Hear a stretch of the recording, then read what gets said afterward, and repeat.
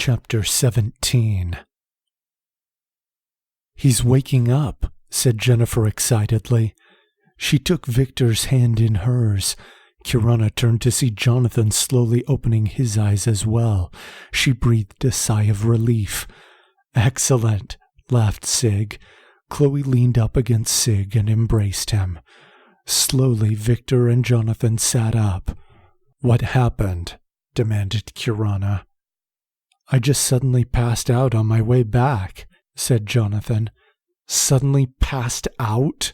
thundered Kirana. "That doesn't make sense." "I think I know what happened," said Victor as he rubbed his head. "Well, don't leave me in suspense," said Kirana. "I think that Michael used some of Jonathan's power to show me something," said Victor. "What did you see?" asked Jennifer with concern in her voice. "I saw Ethan McCarthy, Levi Crawford, Alexis Taylor, and Lincoln and Savannah Thomas get sacrificed in a demonic ritual to give 1,000 years of power to the members of Archdemon's Hand," said Victor in a low voice. Chloe gasped and tears welled up in her eyes. Jennifer's mouth dropped open in horror. Kirana clenched her fists. "They aren't satisfied with 1,000 years of power," said Jonathan. "What do you mean?" asked Jennifer. "Felix Light's men have captured Samuel and Stephanie at the Eastern Shrine," said Jonathan. "We need to get there now." "Then it's up to me," said Jennifer resolutely.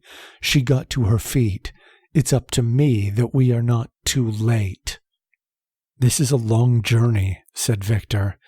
"Yes, but the weather is better than it was in Antarctica," she said with a smile.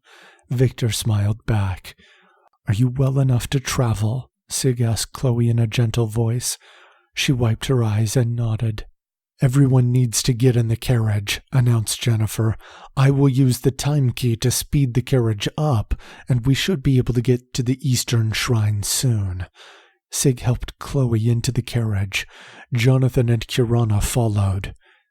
Sig and Victor got on top and prepared to drive. With a sharp flip of the reins, the horses started. The carriage gently bounced along the road as it picked up speed. "Here we go," announced Jennifer as she grabbed her key and her eyes began glowing. As they picked up speed, the hills began to blur. The terrain around the carriage almost looked as though it liquefied and flowed around them. The gallop of the horses quieted as they moved ahead. "Incredible," whispered Sig. Victor nodded. Even after being in the mind realm, the experience of watching time bend around them was impressive. He looked back briefly and watched as the shadow of the carriage in the moonlight seemed to trail after them for several yards before fading away. Victor breathed deeply as he turned forward and watched the terrain fly by. He suddenly realized that although he did not have the protection of a windshield, it did not feel as though there was any air resistance. The air was being accelerated as it entered the time bubble and decelerated as it exited. So even the relative speed of the horses made the air pressure insignificant. He realized that this was undoubtedly also contributing to the muting of sound as the air decelerated outside the bubble. He was grateful that there was a road to follow as they blurred past trees. Though he had walked in a bubble with Jennifer before to get to the ice fortress and rescue Sig from fire demon worshippers, the frozen and barren wastes through which they had traveled had not posed any real obstacles or hazards. Of course, he realized that it would be extremely difficult to navigate through the trees, but fortunately the road was straight enough that the horses could move easily. That would change when they got to the rocky and hilly terrain near the shrine, but for the moment they were racing quickly toward their destination. Finally, the blur around the carriage began to lessen, and the terrain seemed to stabilize as the road became rougher. After another moment, everything appeared to be back to normal. "How close are we?" asked Victor. "It's tough to say," said Sig. "We'll have to get our bearings at the top of the ridge." The door swung open on the carriage, and Chloe stuck her head out. "Miss Cedar appears to be unconscious," she said. "I'll be right down," said Victor. He turned to Sig. Why don't you and Kirana check that out while I tend to Jennifer? Sig smiled widely. Sounds good, he said. They both hopped off of the top of the carriage. Chloe held the door for Victor. Kirana, said Victor, would you mind helping Sig determine our location? Kirana frowned. She said nothing, but got out of the carriage with her sniper rifle. Victor got in the carriage and took Jennifer's hand. Chloe had pulled her onto the seat and cushioned her head with a pillow. She looked remarkably peaceful to Victor. Her long blonde hair gently fell around her, and her chest rose and fell with steady breathing. Is she okay? Asked Chloe. Yes, replied Victor with a smile. It just takes a lot out of a person to bend time like that. I never knew she could do that, said Chloe.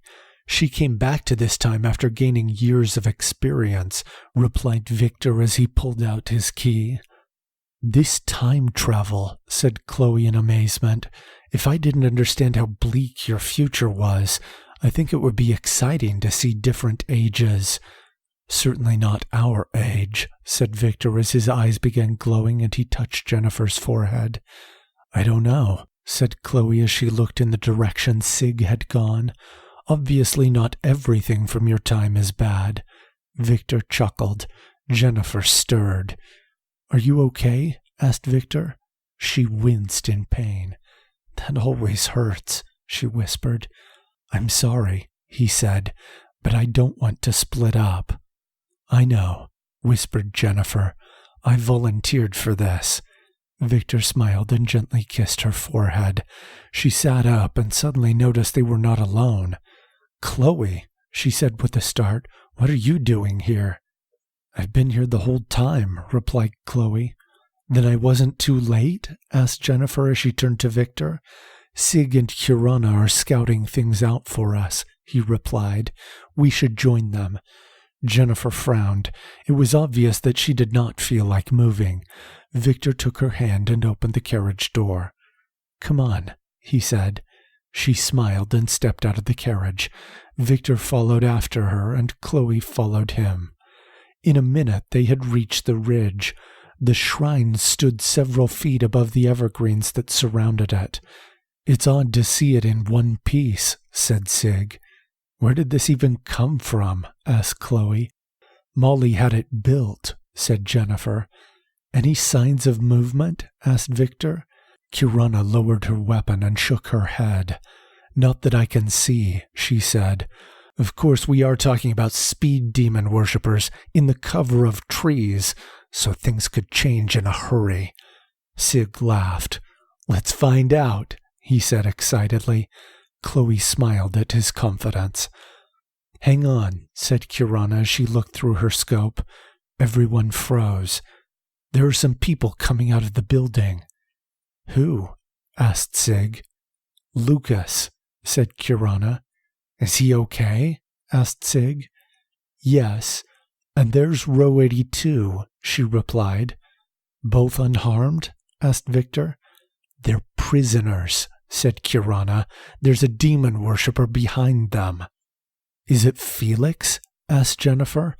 No, this one is much larger, said Kirana. Anyone else? Asked Sig. They waited a few moments as Kirana looked through her scope near that side of the building. It doesn't look like it, said Kirana as a smile appeared on her lips, and she turned back through the trees to locate the tall demon worshipper accompanying their colleagues. I'm going to take that guard out. Hang on, whispered Jonathan nervously. What's the problem? Asked Kirana impatiently. Something is bothering row 82, he said. Kirana rolled her eyes and turned back to her rifle. Row 82 was looking around as though they were paranoid. He's just worried about being found by other demon worshippers, said Kirana. Yes, said Jonathan. I thought there was more, but that's probably it. Kirana turned back to the demon worshipper. She had to wait until they walked a little further, so she had a clear shot. She put her finger on the trigger and began to squeeze. The rifle thundered as the bullet flew. She watched through her scope in shock as row 82 shoved the demon worshipper back. The bullet still struck the black-robed man in the chest, but she knew he had made her miss the heart. "What is that idiot doing?" said Kirana angrily. The demon worshipper fell on the ground. Lucas and Row 82 both rushed to his side. Row 82's eyes began glowing, and he looked back up as though he could see right through Kirana's scope at her. Anger was on his face, and it made Kirana feel suddenly sick inside. "Oh no," shouted Jonathan. What is it?" asked Sig. "That was no demon worshipper," said Jonathan. "It was Lizard." "What?" shouted Kirana in shock and horror. "Is he alive?" asked Victor. Jonathan nodded. Victor turned to Jennifer. "I know," said Jennifer. "You've just used a lot of energy," said Victor in a concerned tone. "There's no choice," said Jennifer. "And besides, after he rushed in and saved me from the slavers, I owe him." Victor smiled and took her hand. The terrain began to blur as they ran down the hill. They had to step nimbly to avoid the trees as they sped toward the shrine. Jennifer gasped for air as they ran. Victor wanted to stop and help her, but the urgency to heal Lizard's injury made him ignore his instinct and continue rushing ahead. It took only a few minutes before Jennifer stumbled and time went back to normal. Jennifer skidded across the ground and closed her eyes. "Jennifer?" said Lucas. Victor ran up to them. "Victor," said Row 82, "Lizard has been shot." Victor pulled out the Heaven's Breath key and rushed to Lizard's side. He pressed his hand against Lizard's forehead. "Victor," he whispered. "Stay quiet," said Victor. "Like I can stay quiet," said Lizard with air quotes. He winced with pain as his wounded flesh began weaving together again. "That was not a great disguise choice," said Victor. "Yeah," groaned Lizard. "I was a bit upset by the lack of diversity in their costumes." Victor smiled as he finished healing him. "Guys," said Row 82 impatiently. "What is it?" asked Victor as he turned around. Felix Light was standing with a fistful of mirrored keys on their chains as his acolytes threw the unconscious bodies of the others on the ground. Chloe, Sig, Kirana, and Jonathan slumped down on the pine needles that lightly covered the earth. Victor clenched his fists. Lucas felt for his key, but quickly realized that Felix had already swiped it. Row 82 knew that his key was among those dangling from Felix's fist. Victor looked down and realized Heaven's Breath was gone. Lizard clenched his teeth as he saw that his key had also been taken by their lightning-fast opponent. "I think you chose the wrong base to assault," said Felix with a smile. "On the other hand, after what I have learned about human sacrifice, I think it will work out for me and my acolytes very well." The cruelty and the laughter of the other demon worshippers sent a chill up Victor's spine.